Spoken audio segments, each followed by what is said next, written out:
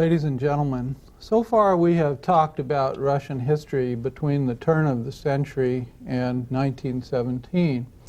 I've talked about the Tsar, his conservatism, talked about imperial tensions between non-Russian peoples and the Russians, social antagonisms, the failure of the constitutional experiment, and finally, in the last lecture, about the instability that resulted in Russia in late 1916 and early 1917 that was a consequence of the First World War. What I want to do today is to try a little change of pace. I want to talk about ideas, about the ideas that were represented by various groups within the Social Democratic Party in Russia. Because ultimately, after the Russian Revolution had finished, after the Civil War had run its course, one of these factions, the Bolshevik or Leninist faction of the party, was the one that inherited power in Russia, and a Soviet system under the rule of the Bolsheviks was put into place and lasted 74 years. So it seems to me that it is right and fitting that we should discuss the origins of Bolshevism from the perspective of its inception in Russia and the different groups that appeared between its inception and the time that the Bolsheviks actually took power. Our story begins in the 1860s, actually. In the 1860s, because it is in this decade that numbers of Russians began to pay attention to the writings of Marx and Engels. It may surprise you to learn that the people who were attracted initially to Marxism were not what in the 20th century we would call social democrats. They were rather the heirs of the socialist revolutionaries. That is, the agrarian socialist party that didn't appear as a party per se until after the turn of the century. This group of thinkers interested in Marxism called itself the populists, or narodniki in Russian. And what interested them about Marx is something specific in his criticism about Western European capitalism and possibilities that they saw for avoiding capitalism and all the evils that flow from capitalism in Russia.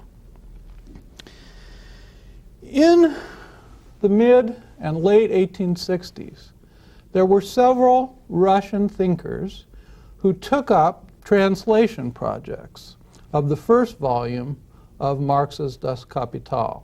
This was a volume that appeared in 1864 in German. In 1865, already the first Russian got an advance from a publisher to begin a translation. Didn't complete it, but nevertheless got a substantial part of the book translated. The anarchist and populist Mikhail Bakunin, who was later a rival of Marx, was the person who embarked on this first translation project. Then another man, a populist by the name of Herman Lopatin, took up the project, but he was arrested before he could complete it.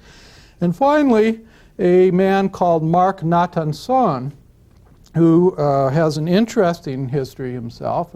He was a moderate socialist, a believer in civil rights. Not every socialist, incidentally, in Russia believed in civil rights. He was the founder of a very small political party that had some branches in Saratov, which is a Russian province in the southern area of the Volga. Natanson was the one that was responsible for actually finishing the translation of Das Kapital. Now, when this body of Marx's work became available to a wider Russian audience by means of this translation, Marx won many adherents. And the reason he did so is this. Populists perceived Marx mainly as a critic of capitalism, as a critic of capitalism of the industrial variety that was witnessable in Western Europe.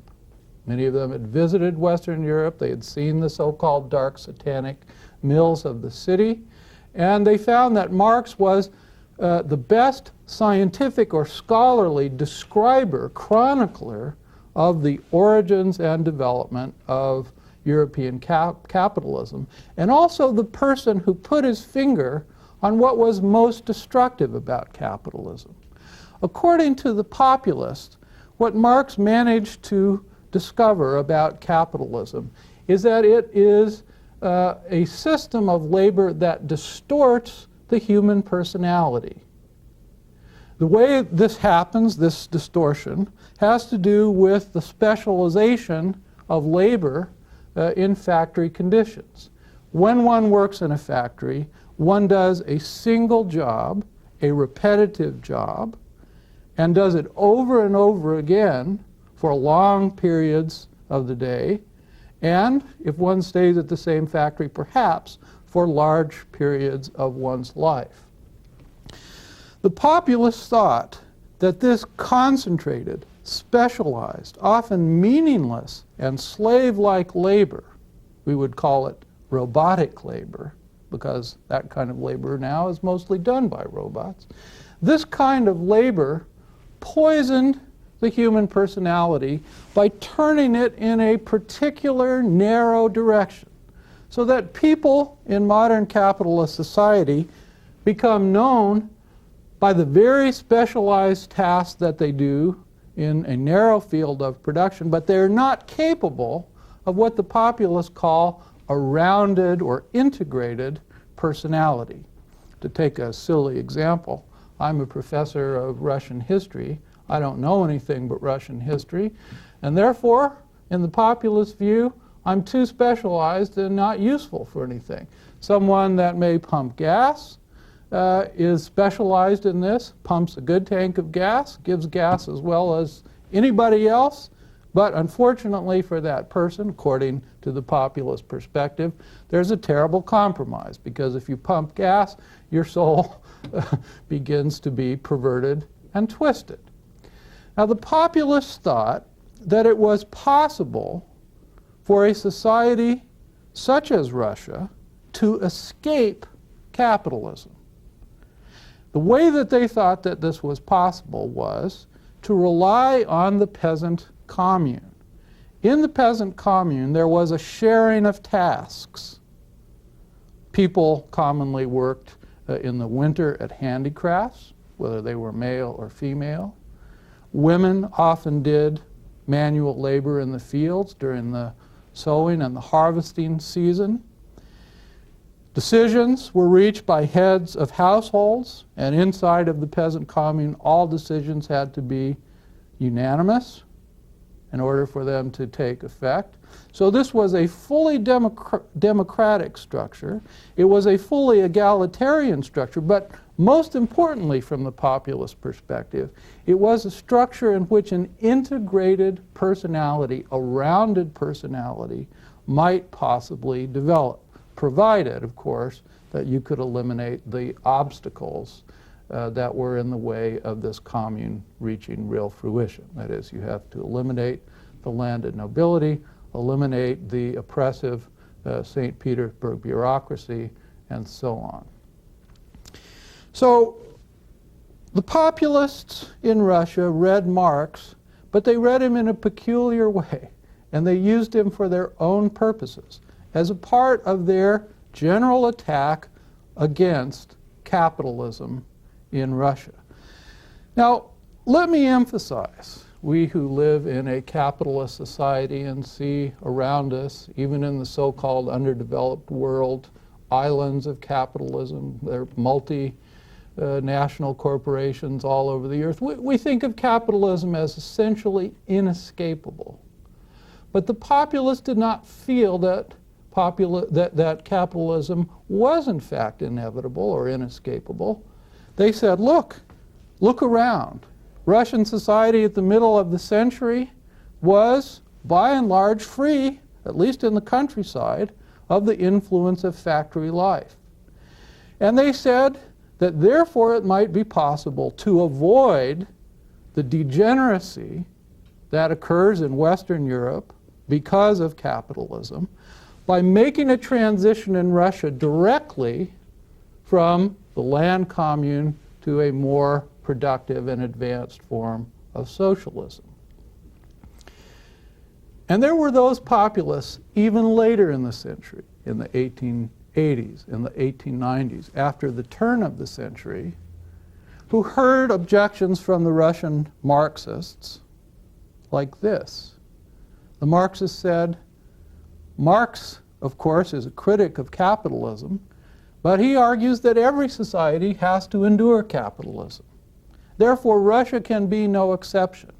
The populists responded to this argument by saying, even if that were true, it is morally incumbent upon us to do everything that we can to avoid this inevitability. Because in their perspective, capitalism was so destructive to the integrity of human beings as such that it was a moral responsibility that fell on every aware person to do what could be done to avoid this terrible disaster of capitalist society. Now, it is a quirk, an interesting sidelight of the history of Marxism, that Marx reciprocated the interests of the populists. In the late 70s and early 80s, Marx, who followed the developments in Russia carefully, and he especially followed the group called the People's Will, which was a populist group that eventually assassinated Alexander II. Marx followed the populist writings, and he began to think that Russia might be an exception to his rule that every society must go through one and the same set of social stages of development. There was correspondence in 1881 between Marx and leading Russian populists, in which Marx actually speculated that it might be possible in a place like Russia to avoid the capitalist road of development and to make a direct transition to socialism. Now, these letters of Marx, some of them remained unpublished or were published only in the late 80s, and by that time Russian Marxism had taken on a life of its own. But this is a significant moment from the point of view of intellectual history anyway, that the populist understanding of Marx and their interest in Marx was reciprocated by this very influential theorist himself. Now, I hasten to add, even at this stage, not every Russian who read Marx was impressed. Boris Chicherin, who is a liberal philosopher of law, I know a little bit about, wrote a devastating criticism of Marx's Das Kapital in 1878. And so from this date, many liberals set their teeth against the Marxist intellectual agenda. Now let me turn from the inception of Marxism to Russia to the varieties of Marxism that actually developed. And for purposes of clarity, I want to draw your attention to three such varieties of Marxism. One I call classical Marxism. This is after the term that is used by my colleague Andrzej Walicki, a very great historian of ideas. The second is Leninist Marxism, or Bolshevism, if you will. And the third is a movement called God building, which is a kind of a hybrid between Marxism and secular religiosity. Let's talk about each of these tendencies in turn. First, classical Marxism. The founder of Russian classical Marxism man usually called the father of Russian Marxism in general, was a fellow called Georgy Plekhanov. Plekhanov was, in the 70s, a revolutionary. He was a veteran of the populist movement. And sometime in the early 80s, 1880, 1881, he became disillusioned by the populists, by the emphasis of the People's Will Party on terrorism. He thought that populism in general and the People's Will Party in particular were trying to do the impossible. They were trying to rewrite the laws of history. They were trying to kill the Tsar and somehow jump to socialism in a society that, in Plekhanov's terms, looked like it wasn't quite prepared to make that socialist leap. Well, Plekhanov cast about in his reading. He was very erudite, was a widely read person, read many European languages, and he became more and more persuaded that Marx, in the scientific sense, rather than the sense that the populists had understood him, had got things right after all. Plekhanov came to see that Marx had discovered the laws of historical development, something that he liked to call the iron laws of historical development. And what are these iron laws?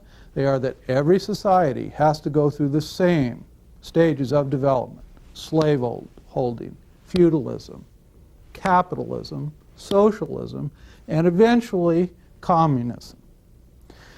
Plekhanov thought that as each society made the transition from one stage to another, that there was a revolution. This revolution was violent.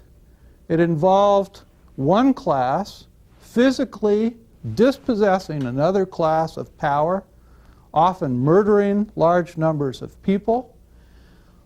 Plekhanov believed that this was an unfortunate, from the moral perspective, part of history, but nevertheless, it was a law. It was something that happens, and it is class antagonism that drives history forward. Plekhanov was, in terms of his philosophy, a materialist and a determinist.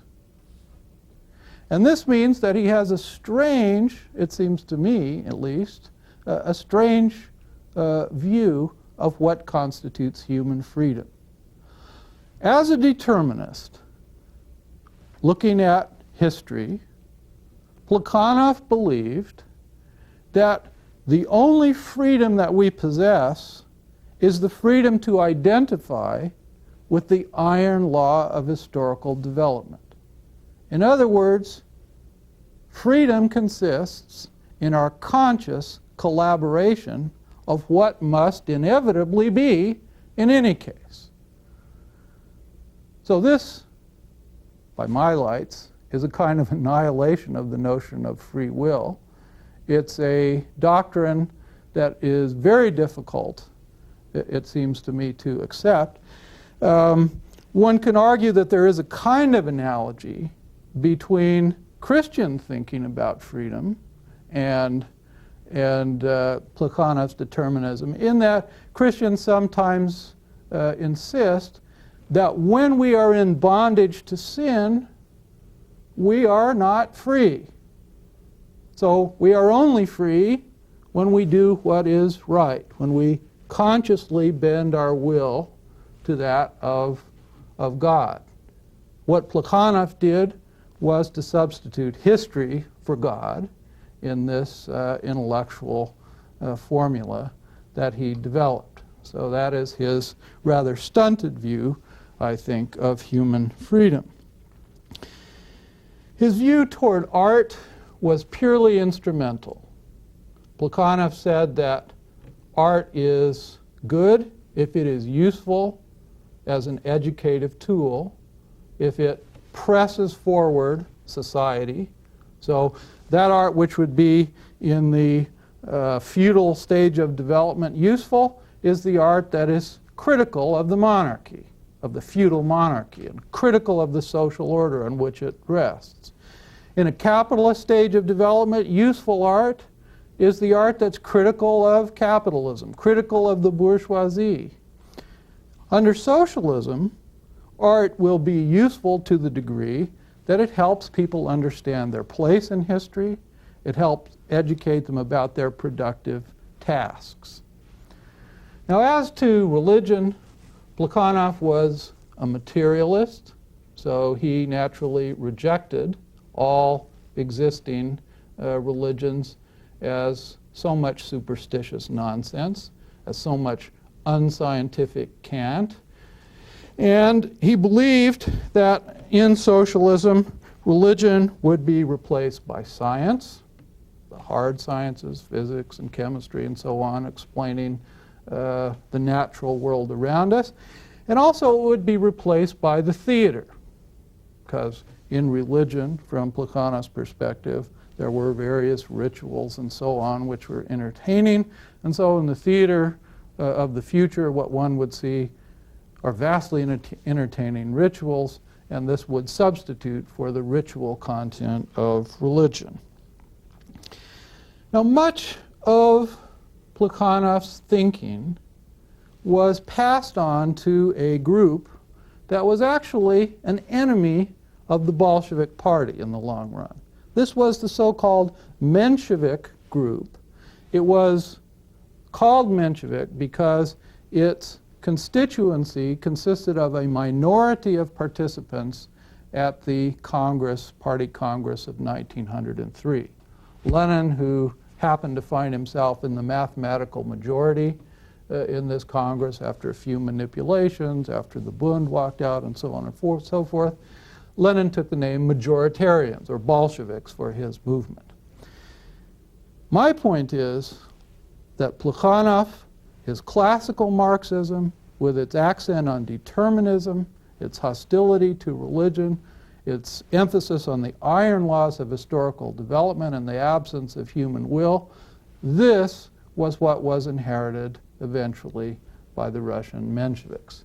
And as a footnote, one can add that although strangely, Plekhanov was an ally of Lenin at the 1903 Congress, by the beginning of the war, he was a Menshevik, and he ended up a bitter critic of the Bolsheviks and their behavior during the war. Now let's turn to the Bolsheviks themselves. And when you talk about the Bolsheviks, you have to talk, it seems to me, about the leaders of this faction, this cause. It was a party that was very much dependent on the personality of the leader. People who study National Socialism in Germany point out that one of the central tenets of National Socialism was the so-called Führerprinzip, the leadership principle. The will of whoever was the head of the party was something that shaped its political course. Now, by analogy, I think it goes too far to say that the Bolshevik Party was shaped by a single leader entirely, and that it's therefore analogous to the Nazi situation. I don't think that that's the case. But nevertheless, compared to other political parties, the role of the leader was very much larger. Now, Lenin came to Marxism not in the way that Plekhanov did, not after a period of fascination with populism and so on and so forth. He came to Marxism actually through a family tragedy and a chain of events that set it off. Lenin was the second son of a family, lived in the province of Simbirsk, which is one of the Volga provinces. Lenin was a studious, competitive young man. His brother, Alexander, Sasha, as he was called, was several years older, went to Petersburg University, had before him a rather bright career, it appeared, in biology and neural science, and Sasha, unbeknownst to the family, and certainly unbeknownst to his younger brother, got himself involved in populist terrorism politics up to his eyeballs and beyond. In 1887, the older Ulyanov, that was the surname of Lenin, was arrested as a part of a conspiracy to kill Tsar Alexander III. Rather than plead the fifth, which happens in this country, or claim innocence, or say that, well, I was only partly responsible, he accepted full responsibility. Indeed, he portrayed himself to the courts as someone without remorse, and the result was that in 1887 he was hanged for his crime. Now, when this hanging occurred, the young Vladimir Ilyich was not yet out of high school. He was in his senior year at gymnasium. He had not yet taken his exams, which he had to do to graduate from the gymnasium. And this moment for him was a kind of personal, epical moment. He looked around at people in his neighborhood, friends of the family, and he saw that people who had once been friends of his mother and father now shied away from contact with the family. He discovered that when he went to university, that his own behavior was put under special scrutiny. He was involved in his first year at university in a minor demonstration of the sort that had gone on periodically since the 1850s. The result was expulsion from the university. And actually, in order to complete his university training, he had to study as a correspondence student because he wasn't allowed to matriculate along with regular students. From this experience, Lenin developed a lifelong hostility toward liberals, toward anyone who looked at the Tsarist government with any degree of trust. Lenin himself reached the conclusion that no half measure was possible or conceivable when it came to dealing with the autocrats. So in his soul there was a hatred, a violent contempt, not only for the regime, but also for reformers, who after all were willing to play along with certain aspects of the detested regime while wanting to change others. Now, during the period when he was finding his political way, Lenin read a novel by a literary critic of the 1860s, a man called Nikolai Chernyshevsky. This novel is called What Is to Be Done? And it's a very interesting novel if one wants to understand Lenin's psyche, because it portrays something that Chernyshevsky called the new person. Now, this was a kind of code word meaning the new revolutionary person that was going to remake Russian society, make it new all over again. One of the revolutionaries is a man of few words who is a stevedore, who has walked up and down the Volga pulling barges, who's worked in the forests, leveling trees, a powerful person used to the elements, priding himself as a man of the people, and he accuses those associates of his who are softer, who are weaker, who want to make compromises, who want to have a personal life, for example, of being criminals in the eyes of the revolutionary cause.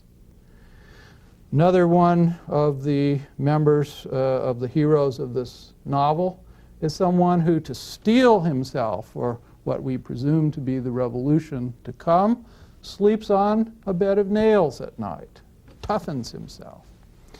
One says to oneself, well, this kind of thing is just jejune. This is the sort of thing that adolescents, when they have too much time, think about.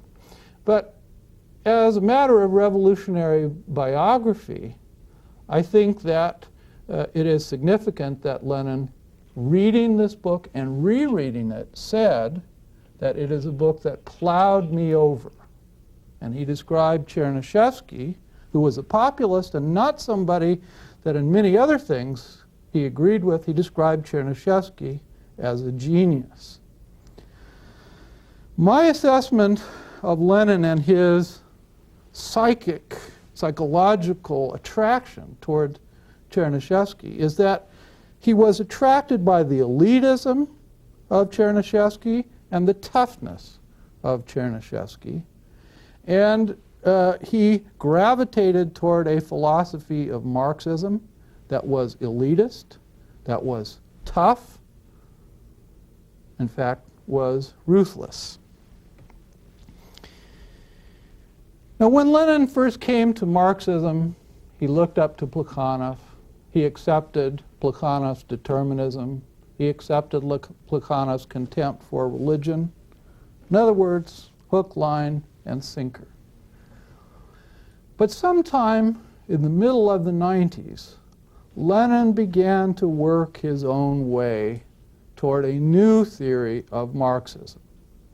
Now, in the old Soviet historiography, it's always said that Lenin was simply a true interpreter of Marxism. But from the standpoint of the history of ideas, I have to say, in my opinion, Lenin was actually an innovator. Or he was, if you want to use the pejorative language of Marxists, he was a revisionist Marxist. He revised classical Marxism in a new direction, and in the process he created a new political philosophy. Now, what is the essence of Leninism? It seems to me that the essence of Leninism is Lenin's belief in the power of the revolutionary elite. We think of the New Men of Chernyshevsky's novel. We think of Lenin as picturing himself as part of a handful of hardcore, dedicated revolutionaries that would, by the imposition of their will, change the historical process in fundamental ways. Now, how would they do this? How would they change the historical process? Well, Lenin argued in some fairly complicated essays that we don't have to review here, but he argued basically this, that what Plekhanov had seen as discrete developments that would take a long period of time actually could occur in one seamless process and could be made to occur relatively quickly if only the revolutionary elite put its will to the test. Now, to make this less abstract and more comprehensible, what Lenin thought was that the transition between capitalism and socialism in Russia, and the transition between feudalism and capitalism, that these things could be put together. They didn't have to be separate processes. What Plekhanov thought was, first order of business is to overthrow the monarchy and then install a bourgeois government, a capitalist government. In other words, a government with a parliament that would favor the elites, property owners, and so on, just like he saw in Western Europe. Only after a long period, maybe as much as several generations, would capitalism reach the terminus of its development. At that point, according to Plekhanov, the time would be ripe for a socialist revolution. The workers would rise up and they would overthrow the small, by this time, monopoly capitalists that had all the wealth to themselves. So the expropriators would be expropriated. Lenin didn't see it that way.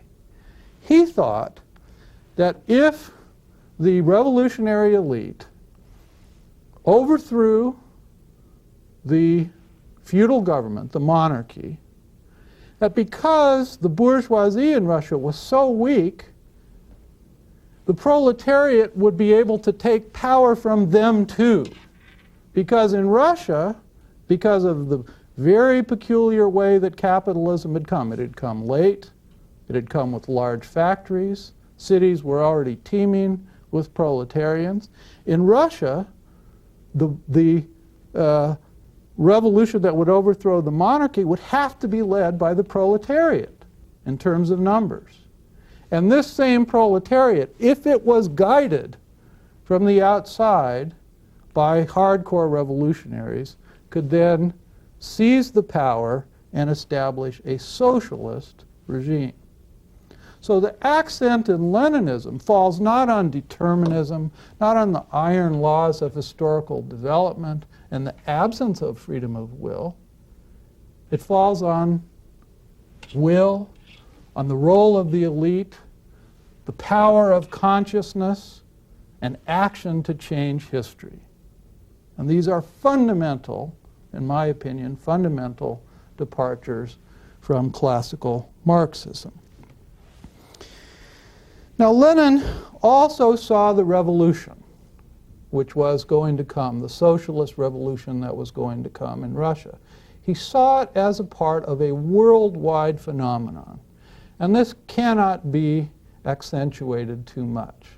Lenin was very clearly aware that Russia was behind Western Europe in terms of capitalist development.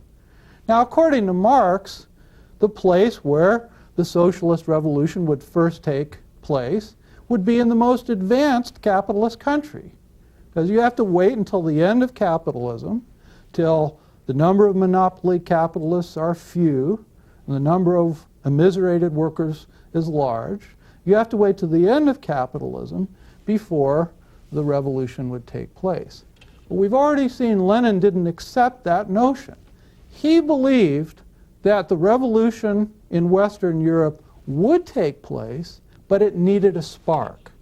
His idea was that Russia was uniquely positioned to be the first country in which socialism was able to put a government into power, and that the example of the Russian proletariat would prove infectious to the Western Europeans, who would then, once they had caught the spark that the Russians had imparted, would make a revolution of their own. And in the long term, this is what would enable the Russian revolution, the social revolution in Russia, to survive. Lenin knew that most of Russia was a peasant country. He knew that the numbers, if you just figured them up, didn't look good for an urban-based socialist revolutionary party to take power. However, the spark theory provided the possibility that once the revolution had spread to Western Europe and beyond, that those more advanced societies would help the Russian socialist government to survive. So Bolshevism at its inception is not a Russian, in the narrow sense, ideology. It has worldwide implications, and that is very, very important. Now, Lenin also understood, and he says this in various places, including his 1917 tract, State and Revolution, he also understood that the seizure of power by the proletariat would be destructive and would be dictatorial. In fact, he called the government that would be installed once socialists had seized power, he called this government a proletarian dictatorship, or a dictatorship of the proletariat. He quoted Engels, who said, "Gentlemen, revolution is the most dictatorial thing in the world." And he quoted Engels on this occasion with approval. Lenin believed that in Russia there would probably be a civil war, and he welcomed this. He thought that the proletariat and its allies would be able to win such a civil war. Lenin thought that once socialism came to power in Russia, that it would quickly be able to get rid of a market economy. It would abolish money, having nationalized the banks. It would seize the assets of the exploiting class, and so on. So this was a doctrine that was messianic. It put Russia in a privileged historical position. And it is, in some respects, very like populists in the way it approaches Russia's position. Because the populists, too, thought of Russia as privileged, not to have capitalism. They thought that socialism would come quicker in Russia than elsewhere.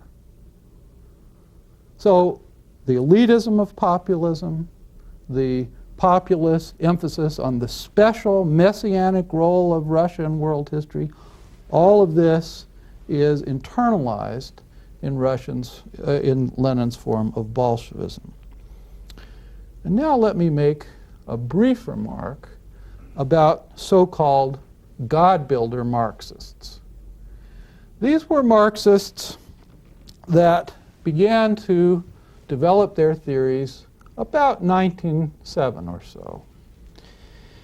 They argued that the religious impulse, like it or not, is inherent in human beings. So in this, they fundamentally disagreed with Plekhanov and also with Lenin.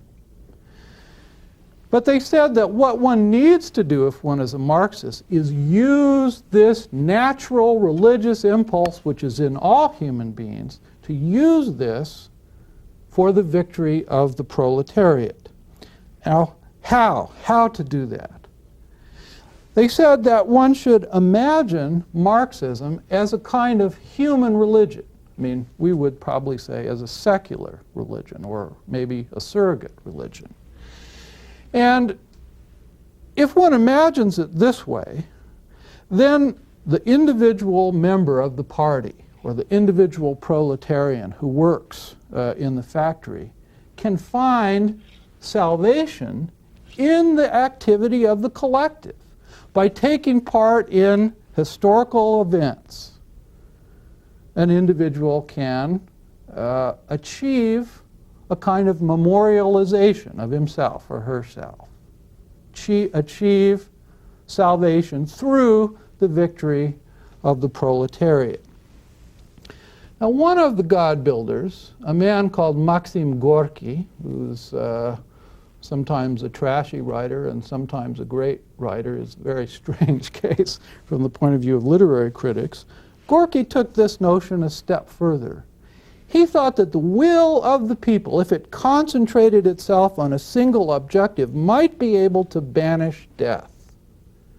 He tells a story in 1909 of a young peasant girl who dies, and the grief-stricken villagers, concentrating their love and attention on this girl, manage to raise her from the dead. Extraordinary thing, unlikely, you say, fictional, but it's typical of this religious view that the God builders took. One last example, a man called Alexander Bogdanov was fascinated literally with the possibility that medical science might be able to revitalize human beings.